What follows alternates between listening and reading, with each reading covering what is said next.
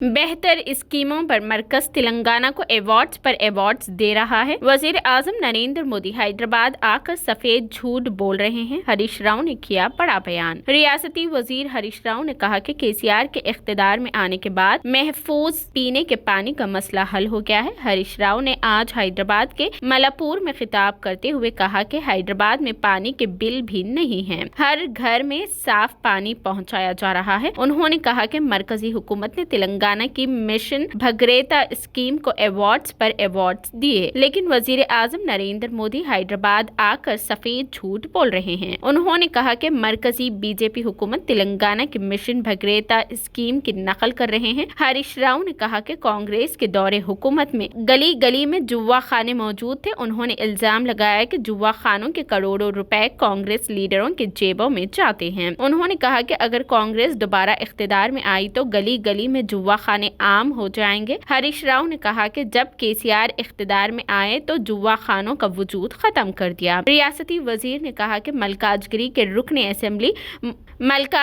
रुकने असेंबली मेनपल्ली हनुमंत राव ने मुकामी सतह पर तरक्की के ताल्लुक से कभी तवज्जो नहीं दी। उन्होंने कहा कि अगर बीआरएस उम्मीदवार राजशेखर रेड्डी जीत जाते हैं तो उसे हर तरफ से तरक्की देंगे। बीआरएस लीडर ने कहा कि मैनपल्ली पैसे के घुमंड पर तकब्बुर से बात कर रहे हैं। हरीश राव ने कहा कि मलकाजगिरी के अवाम जारिया असेंबली इंतखाबात में घुमंडी मैनपल्ली को अच्छा सबक सिखाएंगे।